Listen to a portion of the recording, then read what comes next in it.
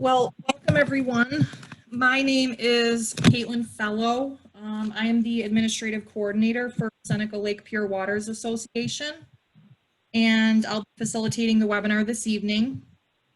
Before we get started, I would just like to point out a few things to ensure the presentation moves along without any interruptions. So first, you'll notice that everyone beside the presenters are muted, and we ask that you remain muted throughout the presentation to avoid any background noise. Secondly, we ask that your video remains off to limit the chance of interruptions. We will have time at the end of the presentation for a question and answer session, and we encourage you to ask John or Dan questions at any time during the presentation by using the chat box at the bottom of your screen. It's the, here on our screen, we have a red circle around that, and you're able to use that throughout the presentation. Once the presentation is over, we'll start that question and answer session, and we'll review all of the questions. And lastly, if you need to leave the meeting, you can do so by clicking the red leave button at the right of your screen.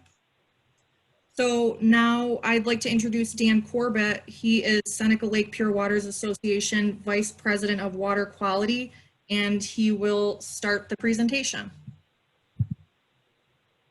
Thanks, Caitlin. I'd just like to again welcome everyone.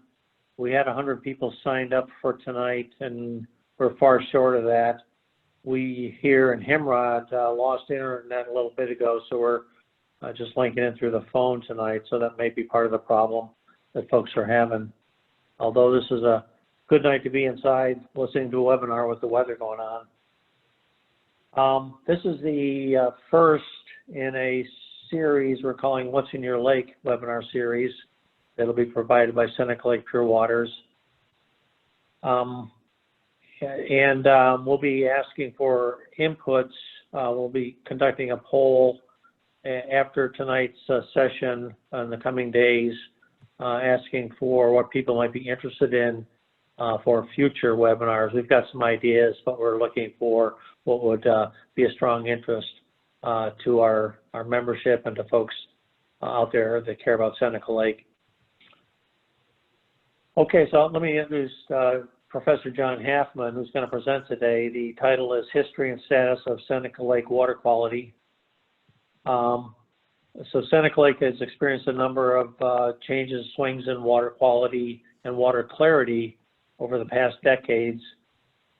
As observed in John monitoring, John and his students have been monitoring this lake and other Finger Lakes for over 20 years. So this talk will provide an overview of the trends, the drivers, what the trends might mean in the future, and general thoughts on actions that should be taken based on the data. John will include some information on Keuka Lake, which acts as a major tributary to Seneca Lake. John is a faculty member at Hobart-Williamsburg Colleges in the Department of Geoscience and Environmental Studies program, and he's also part of the Finger Lakes Institute. John has accumulated significant funding for work done at the Finger Lakes Institute. His current research interests focus on Finger Lakes and include a collection of data to investigate records of environmental change that are going on. John is a 2020 recipient of the Finger Lakes Regional Watershed Alliance Person of the Year Award. This recognizes his 20+ years of research on the Finger Lakes and his ongoing efforts to communicate issues and promote action. So without further ado, I'll let John take us on a journey of Seneca Lake's history and water quality information. Well, thanks, Dan and Caitlin, for putting all this together. It's an honor to get the award and get such a welcomed introduction.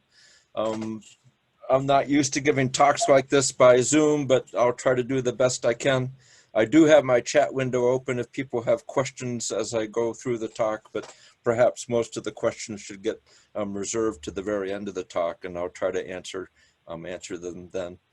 So this is going to be a brief talk on the history and status of Seneca Lake water quality. My credentials are there, and we should probably get going with the next slide. I'll warn you, I'm used to giving talks in front of a big audience and having a slide to point to. This is a prime example. And I'm also used to trying to get the audience to warm up a little bit by asking them if anyone can name all the Finger Lakes from left to right or right to left. So I even give you the names. Hopefully all of you can do it at this time, or at least pick out where Seneca Lake is and Owasco Lake. If you think you have those two picked out, the next slide should be able to give you some answers.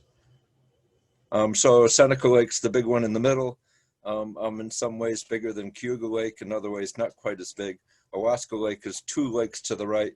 I'll talk about that some because I've done a bunch of work in Owasco Lake because they give me lots of money to do work there. And also Keuka Lake is just to the left of Seneca Lake, and as Dan mentioned, I'll be talking a little bit about that as well. Continue with the next slide.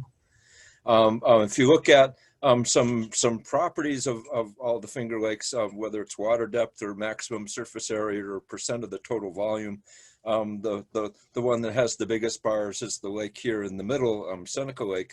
And for that very reason, and because Seneca Lake has over 50% of all the water in the Finger Lakes, I call Seneca Lake the most important and perhaps the one that we should work the hardest not to screw up, so that we have this water for future generations down the line. Next slide shows the reasons why I like working on the Finger Lakes compared to the Great Lakes. Interestingly, both of these lake systems have the same problems. They have blue-green algae, they have nearshore weeds, they have anything you want to talk about in both systems. However, if you look at the Finger Lakes, I can start in Geneva and go to any one of the Finger Lakes and get back the same day and actually have an active field program on the lake. Or I could start in Geneva and go all the way around any one of these lakes and sample the majority of the streams that go into the lake and still get back to Geneva in the same day. I couldn't do that when I lived in Duluth, Minnesota, which is at the far western reaches of Lake Superior. If anything, customs would delay my travel by a day or two because I'd forget my passport or do something else that's really dumb and get stuck at the border. Next slide. So Dan asked me to do a little bit about the history. So being a geologist, I thought, well, history, we got to start with the origin of the lake. So let's do that. The origins of Seneca Lake and all the other Finger Lakes deal with something to do with the last ice age, some 18,000 years ago. So the figure that's on the left-hand side in blue shows the maximum extent of ice during the last ice age. And then what's there in orange is the principal areas of ice probably about 20 years ago. Some of those principal areas of ice now have been melting because of global warming. But you can see that the maximum extent was significantly bigger, reaching down into the northern reaches of the United States, the lower 48 states anyway, and radically changing the morphology and the character of the landscape throughout wherever the glacier went. If you look at the figure that's on the right-hand side of the screen, notice that North America was covered by big river systems, the majority of them draining to the north into Hudson Bay and elsewhere. The Mississippi was a little bit smaller than today. After the ice disappeared, post-glaciers, notice we developed all these lakes, and it's because of the glacial scour that made the holes, and then you start filling up these holes with rainwater through the last 18,000 years, and you can maintain lakes in all these basins. Let's look a little bit more in detail in the Finger Lakes. Go to the next slide. The Finger Lakes owe their origin to deglaciation processes. So on the left-hand side is the extent of the ice sheet some 18,000 years ago, 18 Ka, that's what that means. Then the upper right-hand side shows the extent of the ice sheet as it retreats back up into Canada some 14,000 years ago. During this stage, the ice sheet was, or the margin of the ice sheet was actually at the southern margin of all the Finger Lakes. And then if you look at the lower right-hand side, at 12,000 years ago, the ice sheet has retreated enough to then open up the St. Lawrence Seaway up to the north. So all these changes have some implications on former lakes that resided in this area, and then present day Seneca Lake, as we'll see here in a minute. Next slide.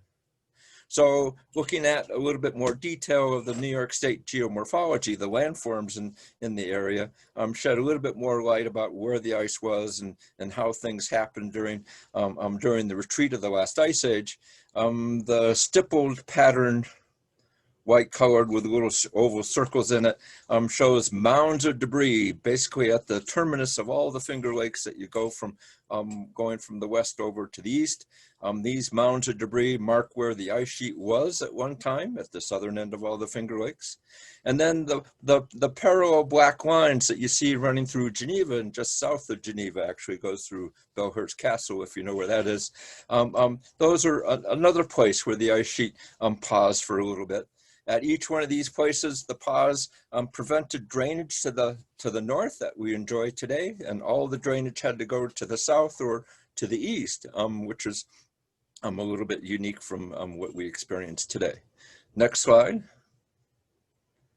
You combine that with some seismic profiling that Hank Mullins from the University of Syracuse did a few decades ago, and you can notice that going from east to west in Seneca Lake, same in Keuka Lake, the lake surface is up by that parallel line at the top, and then as you go down, you can see the actual bedrock floor going down to a V-shaped valley and then back up the other side, and then all the flatline sediments or flatline lines that you see within that V, those are the sediments that filled in these basins. The vast majority of those sediments, everything but the last sequence there labeled sequence 6, was deposited when the ice was in the basin or at the northern end of the basin. The rest of it has deposited since the ice left the area. So it's all the stuff that deposited during the period that's known as the Holocene. These excavations were done by glacial meltwaters flowing down underneath the ice, which then radically deepened pre-existing valley floors to depths that are now down below modern day sea level, significantly deeper than sea level as shown in the diagram on the lower right. That diagram is what people used to then model the figure that was on the plaque that people gave me for being Person of the Year or Citizen of the Year, or whatever that was. Thank you again for that honor. Next slide. Putting this all together, the left-hand panels show various stages of where the ice sheet was. So when the ice was around, blocking drainage to the north, the drainage could only go down the southern exits to the Chemung River, from there to the Susquehanna River and out the Chesapeake, or could flow out the Mohawk River. Both of those valley systems are huge valleys with little teeny rivers in them. The huge valleys were excavated from all the glacial meltwaters flowing to the south or to the east. Far bigger flows than what you ever experience today, even during hurricane season. Then as that ice sheet moved further and further north during the continual retreat of the ice sheet, eventually you then opened up the St. Lawrence Seaway, which is a much lower outlet and allowed drainage going up to the north. How that impacted Seneca Lake is shown in the 4 panels on the right-hand side. The blue shows the extent of the former Seneca Lake, and the little black dot that you see in all these pictures mark the location of Fox Run wineries. If you happen to know where that is, it's right near the Torrey-Benton town line on the western shore of Seneca Lake. Notice that when the ice sheet was right near Geneva in the Newberry stage, Fox Run was underwater. And the lake was accepting huge volumes of glacial flour, clay-sized particles, which then blanketed the lake floor. So if you try to grow anything in that region, you'll try to grow things in clay, and that's usually not the best for farming. It's usually the high hills between the lakes that are best for farming communities in these regions. So almost all these Finger Lakes, you'll see tree-lined slopes going through the clay, and then on top of the hills, you'll see the agricultural communities, which are actually going into the glacial till instead of the clay that got blanketed by these lakes. Then another outlet, a lower outlet formed, and you get Glacial Lake Warren. Notice that Fox Run is right at a beach, and usually at beaches you get sandier sediments, so this is cool. And then if you go to Glacial Lake Dana, it's also at another beach, but slightly lower down in elevation. And then you get to modern day, and Fox Run is nice, high and dry, and you can grow award-winning grapes and everything to the south. And that final lake stage, you actually get drainage up to the north, going out the St. Lawrence Seaway. Next slide. There are some implications to all this. So on the upper right-hand side, you see an aerial photograph of Fox Run properties, and you see a bunch of yellow dots on it. Fox Run didn't have chickenpox or some other disease. What we did, or what a colleague of mine did, Tara Curtin from the Geoscience Department at the HWS, was to have boreholes drilled at each one of those locations. And then students did a lithology of those locations. The vast majority of them showed clay. Now, grapevines don't really like clay too much, but there was a few places on their property which had sand at the surface. That sand represents a former beach line. It turns out that where there's sand in the soil, they tend to grow their award-winning grapes. Everywhere else, it's good grapes, maybe not the best grapes, but it's good grapes. The award-winning grapes tend to be where the sand's at. So one place is down near the lake shore where you see that black arrow. Another place, there's a beach horizon, is where Route 14 is, going north-south through that figure. Another place where there's a beach strand is up by the forest, up on top of the hill. I would not recommend trying to trace some of these beach lines and then buy more land to grow more grapes, because it's not a uniform increase in level for these lakes, because there was a lot of crustal glacial rebound involved as well. So this actual strand land is a little bit tilted, and it takes a little bit of sleuthing to figure out exactly where the sandy or sediment sits. All right, so there's the history of the lake. We go to the next slide, pop into modern day. And as far as I'm concerned, probably one of the biggest problems that we're seeing is facing water quality concerns these days is cyanobacteria and their associated blooms, because they hug the shoreline. Sometimes they're out in the middle of the lake, as shown in this image from Owasco Lake in 2017, near the outlet of Owasco Lake. But the shoreline hugging blue-green algae blooms or cyanobacteria blooms tend to have high concentrations of toxins, and those toxins aren't very good. So, you know, you can talk about some of the other problems if you want, some of the nearshore weeds or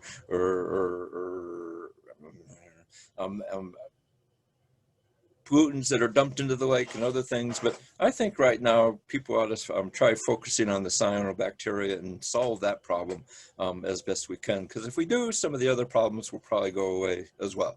So next slide. If you look at the most recent DEC Database 2020 reports, I found it really curious that Seneca Lake doesn't have any reports for this year. That's not quite true. I think Bill Rogie sent around a report the other day that there was one from Seneca Lake. It was down near the southeastern corner of the lake, someplace down there. But one compared to all these other Finger Lakes that have many. So something's going on with Seneca Lake. Maybe we're doing something right. Or maybe we just got unbelievably lucky. To try to predict what's going on with blue-green algae tends to be challenging, to say the least. Next slide. So all you are probably well aware that cyanobacteria can impact drinking water supplies because there's health concerns, because they have toxins. The shoreline blooms are where people want to live and swim, and their dogs want to live and swim. It's going to impact shoreline property values, ruin the economy. We have a tourist economy. It will start ruining that. It's really something that we want to tackle relatively soon. And it's also a relatively new phenomena here, or at least we've been looking at it recently. Anywhere from the last 5 or 6, 7 years, something like that, we've actually noticed significant cyanobacteria blooms, and sometimes in the red shown here are years when high toxins were detected in some of the Finger Lakes. Not all of them started at the same time, but basically they all started around 5, maybe 10 years ago or something like that. A recent phenomenon. Next slide. So what I'd like to be able to do is use some of the long-term water quality data sets that I've been collecting to then try to help explain where they form, when they form, how they form, and anything else associated with these algal blooms. So some of the data sets are shown here. I've been deploying a Seneca buoy since 2006. Unfortunately, there was electronic issues this past year, so it didn't quite get out in the lake. Sorry about that for those who depend on the Met station or something else from there. The William Scanling's been owned by HWS since 1976. It was called something else then, but anyway, it's been the same boat. My data, I started collecting data in the early 1990s from Seneca Lake. Then in 2004, through the Finger Lakes Institute, we purchased the JB Snow, the pontoon boat that you see there, which has enabled me to expand my monitoring efforts to the 8 easternmost Finger Lakes, at least 2 sites in the middle of the lake, and all these lakes that I try to sample monthly or something on that order. This year it was a little bit challenging because I wasn't allowed to go out, then I wasn't allowed to hire students, and then I was allowed to go out, but I didn't have any help, and then you know, it's been an interesting year. Next slide.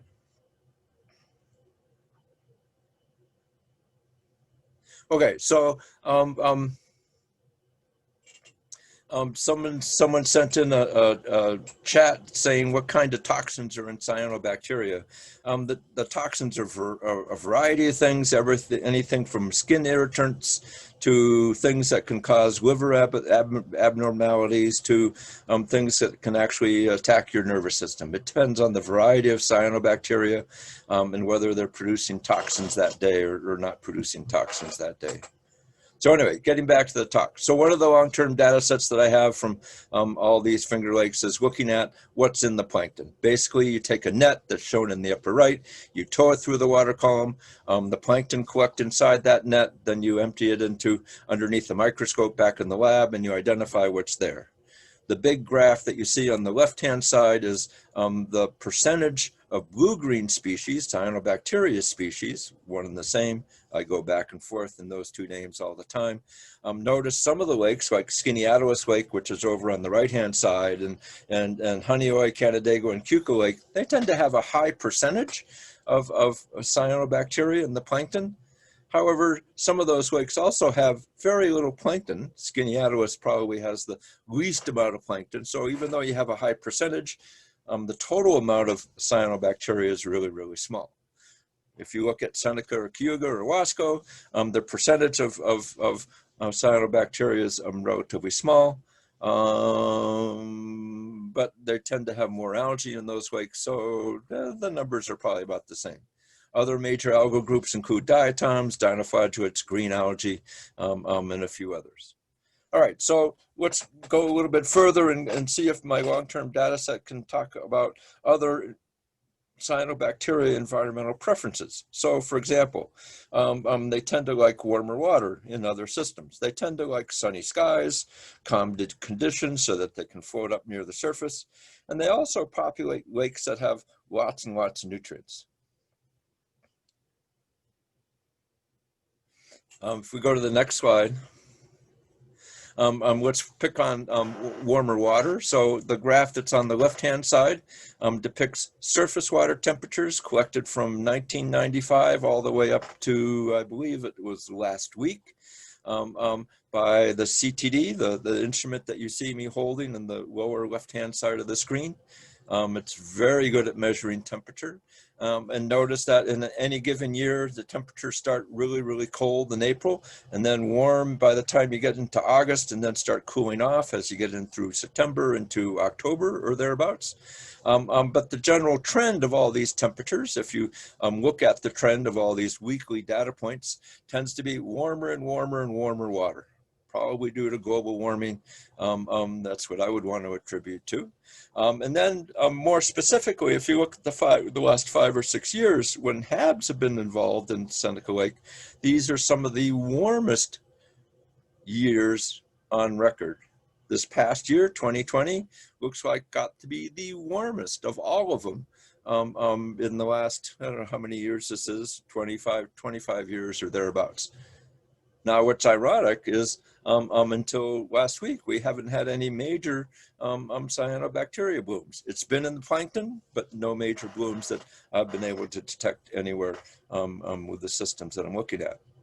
But there's a caveat to all this. If you look at an individual year's record shown in the lower right, the temperatures warm up to a peak somewhere in the end of July or early August, someplace in that, and then start to cool down as we get into fall. And in the bottom of the graph in the red dots, I showed when there was actually cyanobacteria blooms somewhere along a shoreline around Seneca Lake. Notice that they aren't really there during the peak, the warmest temperatures. They wait until things start to cool down. And then after it gets too cold, they tend to disappear. It suggests that there's some sort of delay mechanism. They need the warmest water to perhaps trigger something for them.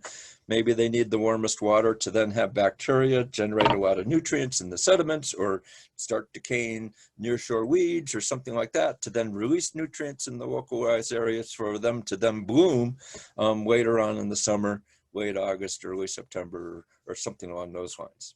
That is a guess on my part, but the trend always seems to be there, so there's got to be some logical explanation to then explain it.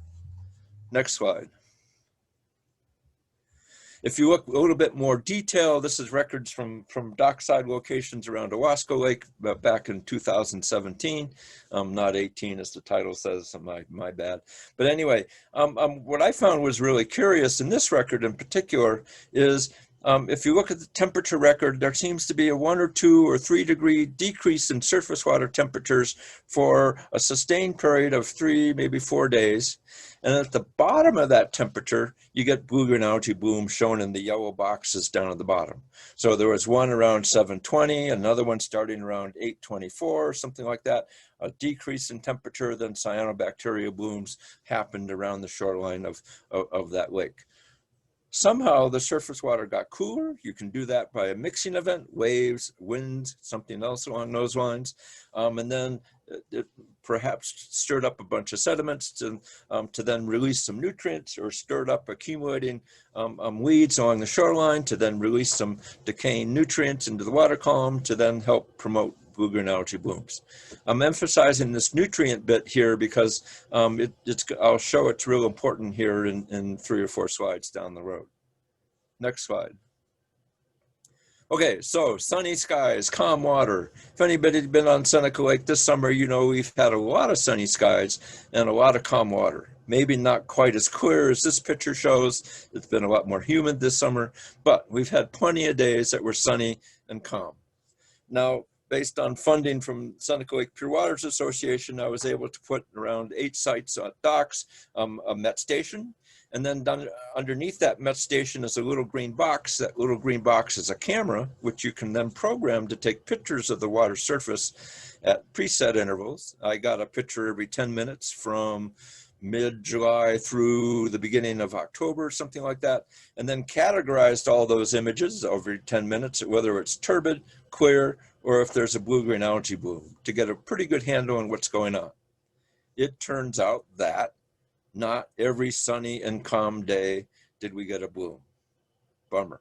However, blooms happen during sunny and calm days. So at least we're narrowing it down here a little bit.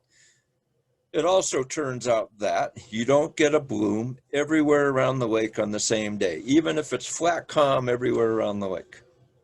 Something's helping control things a little bit.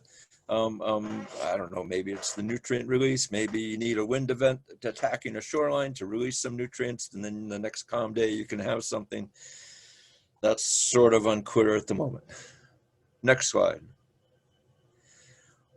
The weather stations, the one that's at Emerson Cove is shown in the lower right-hand side. It collected wind speed and wind direction data. The buoy does the same. This is 2019 data. Notice that the dominant wind direction was from the south. It's actually different this year, 2020. But in 2019, the dominant direction was from the south. But if you look at the shoreline sites, which are the 8 boxes on the right-hand side, going from the north down to the south, from the west on the left side to the east on the east side, notice that the dominant directions change. And that change is dependent on which way the shoreline geometry goes at each individual site. If it's impacted by southerly winds, you'll get a bigger bar to the south. If it's protected from southerly winds, that bar will decrease. So I think that changing wind conditions at each shoreline site can have a play on whether you're going to get cyanobacteria blooms at your site on a given day or some other day, because it's not impacting by winds exactly the same as any other site around the lake. Next slide. So let's try to look for some nutrients and trends in the nutrients. So here we have data from the 8 Finger Lakes that I sample. These are actually box and whisker plots, and the way I construct these is the majority of the data is within the box in any given year. And then the whiskers, the lines above and below, are the outliers in the data set. Clearly, if you look at the way over on the left-hand side, all the data from Honey Lake is far higher than everything else that you see in any other lake in the Finger Lake system that I sample. This is measuring total phosphorus concentrations. Honey has a lot of phosphorus in its water column. It's at a level that's classifies as very nutrient rich, or as limnologists like to say, eutrophic. At the other end of the extreme, go way over to Skinny-Atlas, which is second from the right. The majority of those data points are down low, down below the second red bar, and it's considered oligotrophic or even an ultra-oligotrophic lake. At least it was back in the 2000s. By the time we get into 2013 or 14 or 15, concentrations seem to have gone up into mesotrophic territory. So in between, somewhere between eutrophic and oligotrophic, where again, eutrophic is very nutrient rich, oligotrophic is very nutrient poor. So there's nutrient concentrations. It's interesting to point out almost all these lakes have increasing trends. So we're getting more and more nutrients into the lake systems. Maybe the extra nutrients have triggered cyanobacteria blooms in all these lakes. The concentrations that you find in the majority of these lakes, though, is far below the eutrophic systems where you used to get the cyanobacteria. So something's going on in our lake that's a little bit, or our lakes that's a little bit unclear. Go to the next slide. So we look at some other water quality indicators. Look at Secchi disc depths. A Secchi disc is that black and white disc that you see in the upper right panel. You lower that disc, it's about, I don't know, 12 inches across, maybe a little less, 10 inches across, something like that. As you lower it down through the water column, you measure that water depth. When it disappears, that depth is then inversely proportional, or better yet say, it's directly proportional to water clarity. The clearer the water, the deeper the depth. The clearer the water usually means less algae.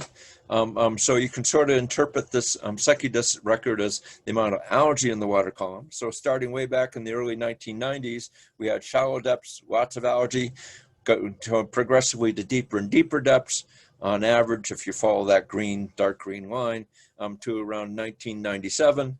That decrease, if you heard other talks of mine, is due to the invasion of zebra mussels and the grazing by zebra mussels. Then they had their first die-off in Seneca Lake in 98, where the nutrients that they sequestered went back into the water column, and then algae started to take off again. But if you go from 1998 and you look all the way to last week's data in 2020, looks to me like Secchi disc depths are getting shallower and shallower, suggesting that there's more and more algae in the water column, and that excess algae needs more nutrients to stimulate the growth. So it looks like water quality is degrading over time, and it's this degradation in water quality that we really need to stop one way or another. So the next slide should provide an arrow. There's the impact of zebra mussels, increasing water clarity in the system. If you go to the next slide, there's the opposite arrow, the opposite direction. Excess nutrients coming into the watershed have stimulated more algal growth, more nearshore weed growth, to the point where it's degrading water quality, to the point we really need to do something about this. So next slide. This is explaining it a little bit better. The die-off point and nutrient loading on the right, and the invasion of mussels on the left-hand side. Next slide. Where these nutrients are coming from is shown here in this simple nutrient cycle. So in the white boxes, you start in the upper left, dissolved nutrients. They're taken up by algae, the plankton in the water column. That plankton then is the base of the food chain, which feeds everything else that's alive in the water column. When those live things die, bacteria will decompose that organic matter, release the nutrients back into the water column so that plankton can take it up again. This is cool. Whenever you stick nutrients into the system, you can go around that cycle and continue to go around that cycle. Losses through the outlet or down to the sediments tend to be minimal. So whatever nutrients you stick into the system tend to stay there. You stick in more nutrients, every one of those boxes gets a little bit bigger.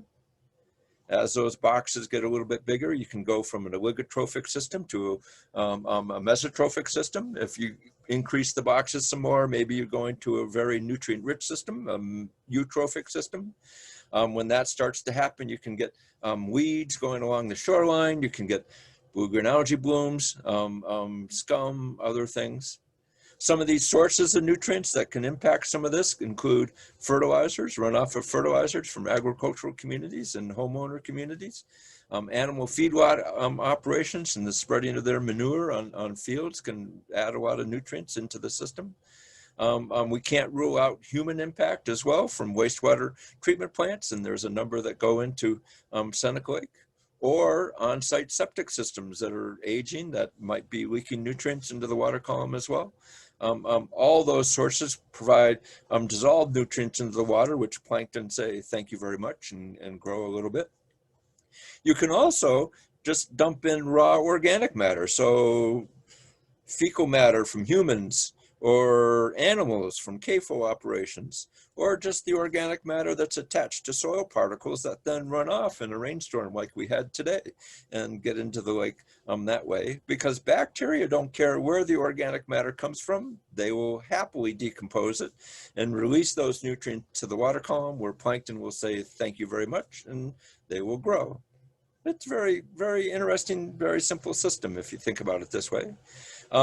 I'd like to put in a plug here for the 9-element plan, because the 9-element plan is starting to quantify which one of these sources is more important than some of the other sources, so that we then can implement ways to try to fix or reduce the bigger sources, maybe leave the smaller ones for later on.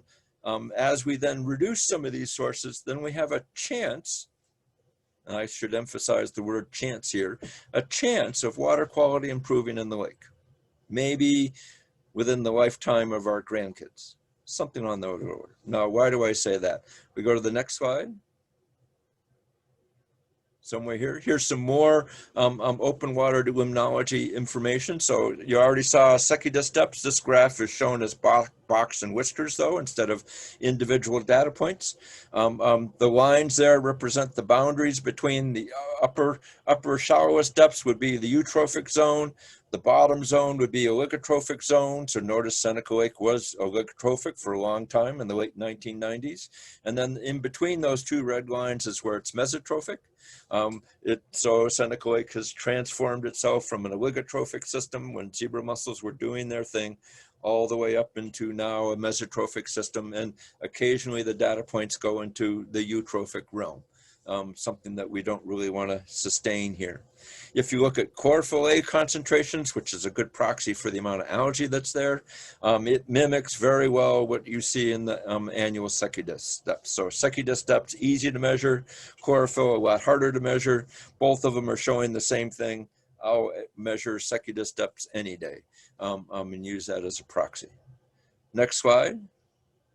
Some of the nutrients that we can look at. I already showed you total phosphorus concentrations, which takes all the organic matter, dissolves it, and then looks at all the inorganic phosphorus that's in the water column and measures all of that, compared to the soluble reactive phosphorus, which is only the stuff that's dissolved that's in the water column, that's available for plankton uptake immediately. Notice that there's a slight upward trend, at least until 2017 or thereabouts. Why it went down the last couple of years, it's anyone's guess. But I also want to point out in 2014, there was a huge spike in soluble reactive phosphorus. I can link that spike to a massive rainstorm that happened in the watershed that year. And what's curious to me is that huge spike predates when Seneca Lake started having cyanobacteria blooms when the following year in 2015. And those blooms happen to have occasionally high toxins. So that's interesting. Nitrates seem to be relatively uniform, a lot more uniform than what's going on with SRP, the soluble reactive phosphorus. I'd like to point out that if you look at the scale for nitrates, it's in parts per milligrams per liter, parts per million, another way of putting it. You compare that to the scale for dissolved phosphorus, that's in micrograms per liter, 1,000 times smaller than the nitrate concentration. So phosphorus is really scarce compared to nitrogen. Algae need both to grow. They're going to use up all the available phosphorus typically much quicker than the nitrogen that's there, or at least I thought, until some students got some interesting data that I'll show at the very end of this talk. For most of the Finger Lakes, phosphorus is a lot lower than nitrogen. So we think of most of the Finger Lakes as phosphorus limited. So anything you can do to stop phosphorus from entering the basin, the better. So what we need to do, if you look at the aerial shot of the Owasco Inlet going into the southern end of Owasco Lake, we need to stop those plumes of sediment, because attached to those plumes is a lot of phosphorus in the form of organic matter. We need to stop that one way or another to limit the amount of phosphorus getting into our lakes. Next slide. Okay, so open water nutrients. The graph with the yellow background on the lower right-hand side shows the nutrient concentrations, the total phosphorus concentrations for Seneca Lake. Average is around 20, sometimes a little above, most of the time down below. I point out 20 because if you look at a typical cyanobacteria bloom and the amount of phosphorus that must be required to support that bloom, instead of being down here around 20, it's up in the tens of thousands category. 1,000 times more than what's available in the open lake. 1,000 times more, it's a lot. I've done a lot of monitoring around the shoreline of Owasco Lake, going within 2 meters of the lake shore, usually bending the propeller of my motor and other stupid things, looking at the nutrient concentrations. It turns out they're just like the open lake. We have a fire truck going by. This is bad. Hopefully the power won't go out, but we'll see. They have to be getting nutrients from some other source besides the open water. So that's why I keep on coming back to this idea. Maybe it's decaying weeds that are along the shoreline. Maybe it's the organic matter in the sediments that's being decayed away, and then some sort of storm event stirs these nutrients, put them in the water column, and they're taken up by blue-green algae. Next slide. Okay, end of that story. Let's start a new story. I've said already, we need to start focusing on this issue now. Because if we turn off all the phosphorus input, it's going to take a significant amount of time to clean up, to naturally flush out those excess nutrients from our lake.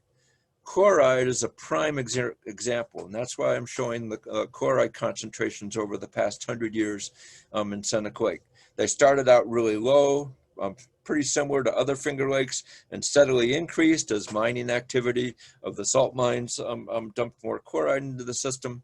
Then in the mid-1960s to around 1970, thereabouts, a lot of chloride was dumped into the lake, shown by that green line underneath the red line.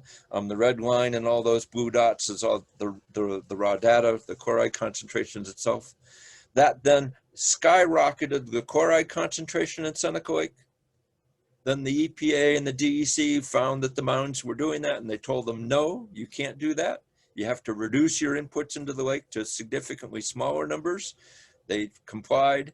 And then chloride concentrations have been steadily decreasing over time through the natural flushing of chloride out of the basin through the outlet. Notice how long it's been taking, and it's continue to take even more time past 2020 to continually flush out back to background concentrations. If you model some of this stuff, it turns out that it takes 5 times or maybe 10 times the residence time to flush out a problem. The residence time for Seneca Lake is about 20 years, so 5 times that is about 100 years. So that's why I said at the very beginning, we have a problem. We should start attacking the problem now, because if we can turn off that problem, which is excess nutrients in my mind, then perhaps in about 100 years, this lake will go back to an oligotrophic status and be like what should have been all along and attract more tourists and other things. Next slide. Okay, so Dan said I talked something about Keuka Lake. Why talk about Keuka Lake? Well, for one reason, it's part of the watershed. So all the water that gets into Keuka Lake, shown in this map here, eventually drains into Seneca Lake through the Keuka outlet. This is cool. So it's actually one of the biggest. It is the biggest watershed draining into Seneca Lake. So in that respect, it's relatively important. So we have to be concerned about what's in Keuka Lake because that eventually gets into Seneca Lake. Notice it goes through the Keuka outlet drainage as well. So there's a lot of stuff in the Keuka outlet drainage which gets into the Keuka outlet, which then gets into Seneca Lake as well. That's one of the compelling reasons that convinced people early on in the development of this 9-element plan that we ought to include Keuka Lake in this study, so that maybe what we got to do is turn off Keuka Lake outflow and then the lake will clean up. But that's not true because Keuka Lake tends to be really, really clean. In general, Keuka Lake's an oligotrophic system. So what we're getting out of Keuka Lake is minimal compared to perhaps what all the other rivers are dumping into Seneca Lake, especially from some of the northern basins like Wilson Creek or Coshon Creek or the watershed that's downstream from Penyan, but upstream from Dresden, part of the Keuka outlet. Next slide. Comparing some of the data at Keuka Lake to Seneca Lake, here's Secudus depths. Notice the majority of the Secudus depths in Seneca Lake were decreasing over time, suggesting more and more algae. Well, there's sort of the same sort of trend that you see in Keuka Lake. It had a big spike in 2015. And if you look at when it had blue-green algae, it started around 2017. So maybe they weren't looking in 2016. So maybe there was something going on at that time, which initiated their blue-green algae blooms. That's interesting, some parallels there.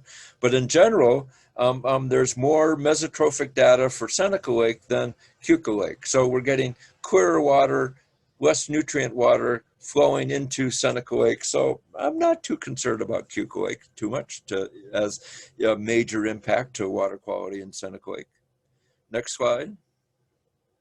If you look at total phosphorus concentrations, looks like total phosphorus concentrations in Seneca Lake is always a step ahead of Keuka Lake. Both of them have increased some, especially in the last, since 2010 or 2009 or somewhere in there.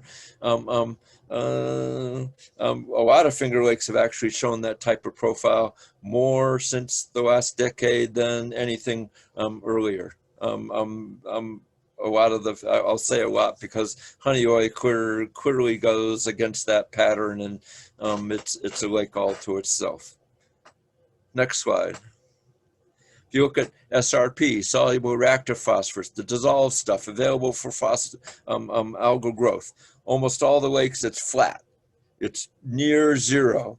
If you ever put dissolved phosphorus in a water body, it gets taken up by plankton right away. So it always stays near zero. It's very hard to detect and challenging to put it in the least.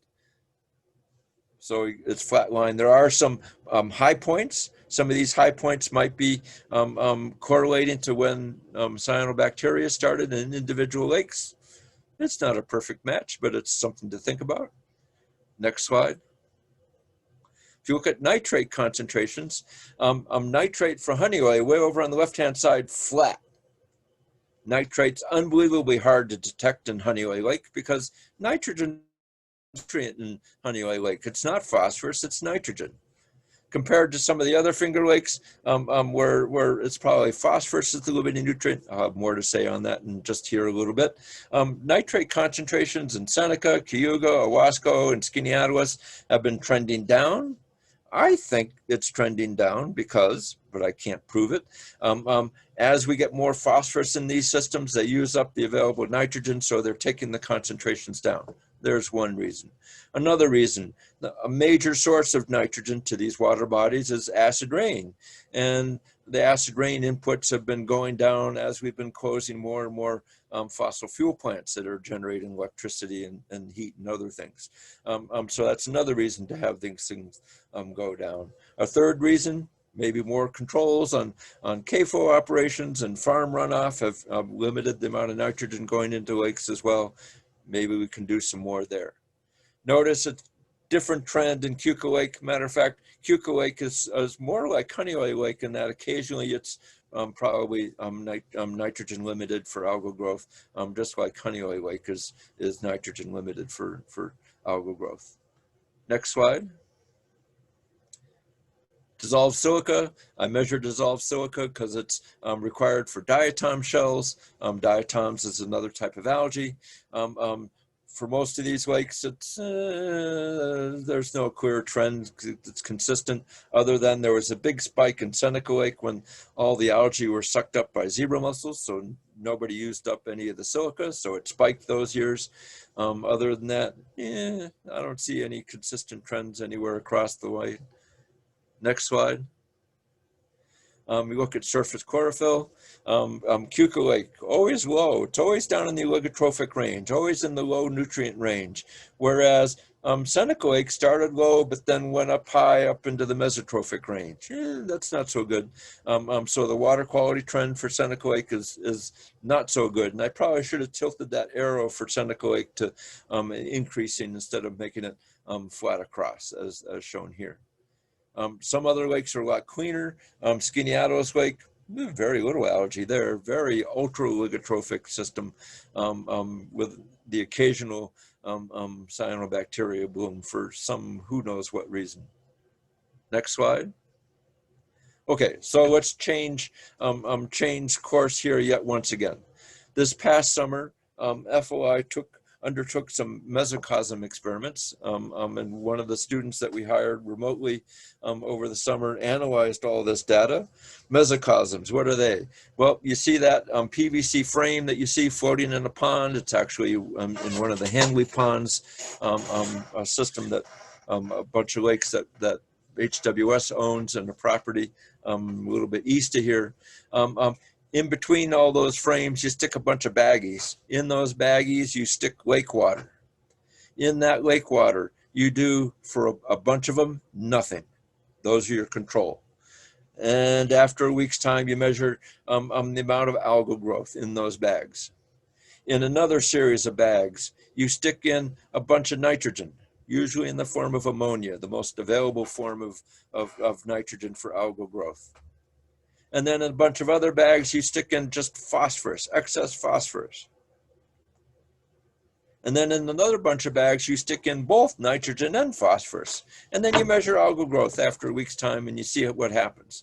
Well, in Seneca Lake, the control, no growth. Not enough nutrients in those bags to stimulate any more growth than what was already there. You put more nitrogen in there, nothing happens whatsoever. It suggests that we're phosphorus limited. You go over then to the fourth spot here, you stick in phosphorus and significant amount of growth.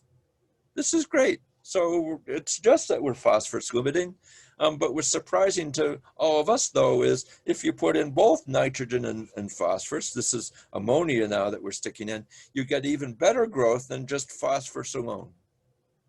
So it suggests that I measure nitrates, Nitrates might not be the most usable form for algal growth. It's got to be ammonium instead. And if you put in ammonium, ammonium might be limiting in these lakes just as much as phosphorus is, because you get more growth putting in both than just phosphorus or just nitrogen alone.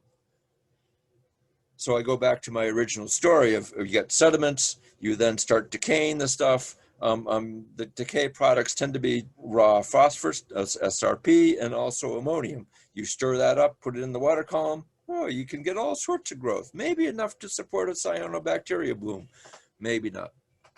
Next slide. This goes to a Wasco Lake. You see exactly the same pattern. Add nitrogen and phosphorus, you get the most growth. Phosphorus, you get the second most. Nitrogen, nothing. Next slide. Honeoye, NNP also gets the most growth. Now, I already said it was nitrogen limited. You expect that bar to be up. I don't know why. Maybe something's going on in Honeoye this year. It didn't have blooms and didn't have a lot of algae till midsummer, which is unique for that lake. Who knows what's going on? Next slide.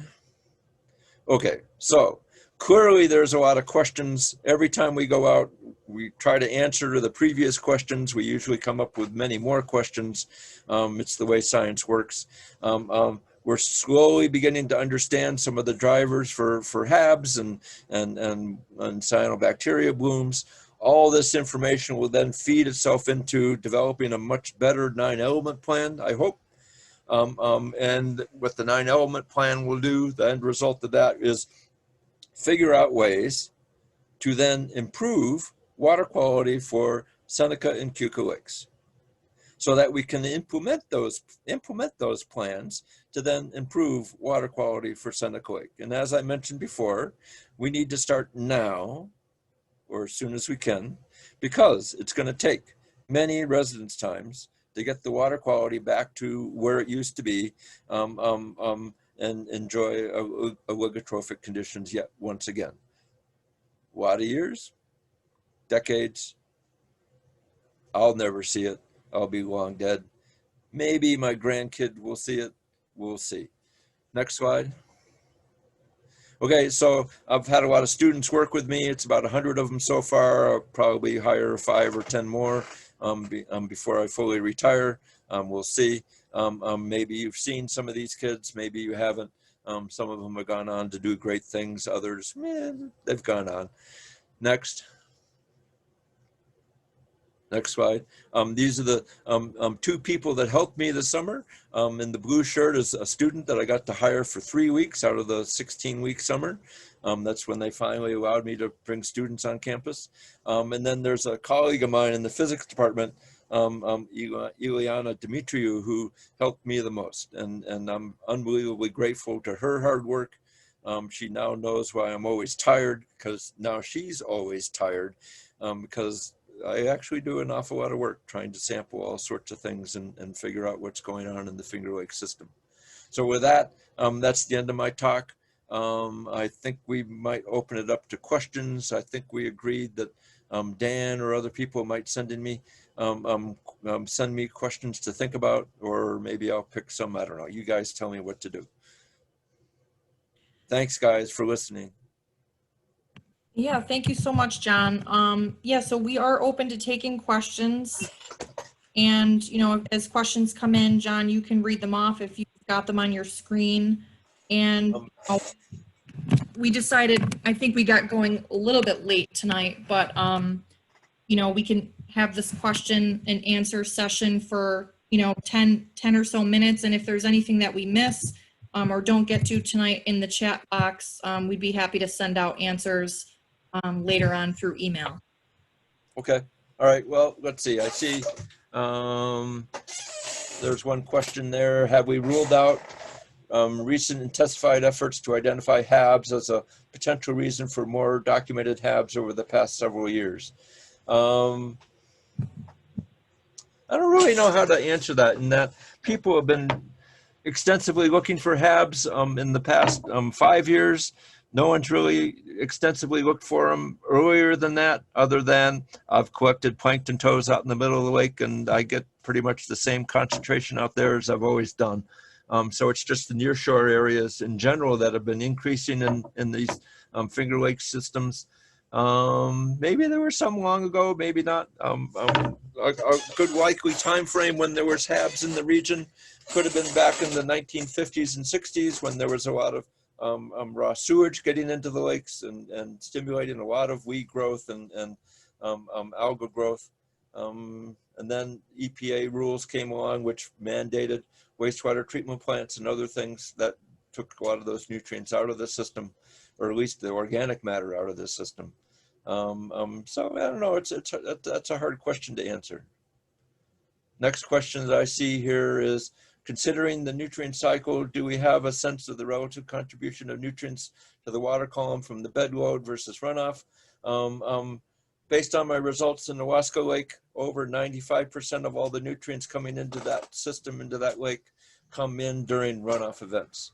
And I would be surprised if it's anything different here in the Seneca Lake system, because we're dealing with the same sort of landscape, same sort of land use activities and other things. It's the 9E plan that's actually going to tell us that answer and be able to quantify it a little bit better, so then we can start attacking the primary sources of nutrients into our lake to help try to clean it up. So there's another one. Have I considered the impact of glycophosphate on the bioavailable phosphorus?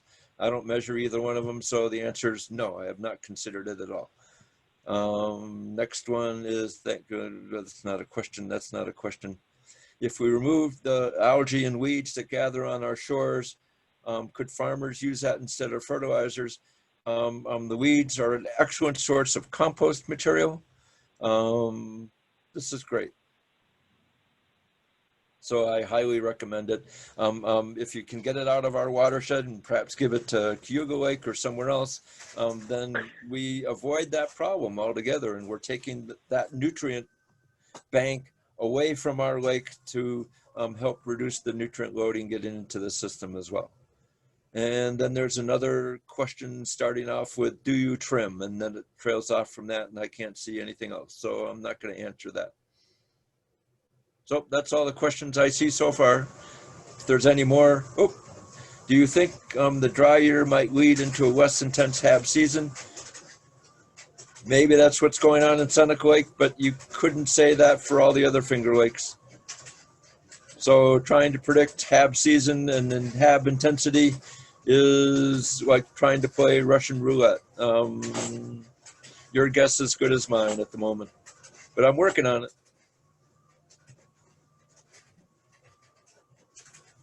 Is there progress being made to improve? Yes, improve fertilizers to address some of these issues. Yes, there are. There's progress in that. For example, residents aren't supposed to be allowed to buy fertilizer that has phosphorus in it, because we're part of the Great Lakes watershed. If you don't have fertilizer in that fertilizer and you put it on your garden, then it's not going to wash off and get into the lake, into our phosphorus limited systems. There's other examples for farmers. You know, what they apply is more geared towards what their farm needs, using nutrient management plans and other things. All of this is related to whether or not you have a CAFO or not, because the spreading of manure is adding nutrients to various fields, and you got to maintain a certain level of nutrients going to those fields. So all of it is heavily monitored, heavily analyzed, and looked at, assessed year in and year out. I think we're doing much better now than what we ever done in the past. And that's the end of the questions that I see right now. I think so. That's all I'm seeing too. So if anybody has any additional questions, you're welcome to email me, and you'll be receiving my email once this is done, probably tomorrow, potentially Saturday. So Dan, I can see you're still on the line here. Yeah, I am. So I'll just close out. First of all, big thank you to John for great talk and all his years of work leading up to this point. And if we were in person, we'd give him a standing ovation, but we'll just say thank you instead. And thanks to everyone who's hung in here. through this and for your interest in Seneca Lake's water quality. And I'll just remind you that we'll be getting a poll out. Caitlin will be getting a poll out in the next days looking for topics of interest around future webinars.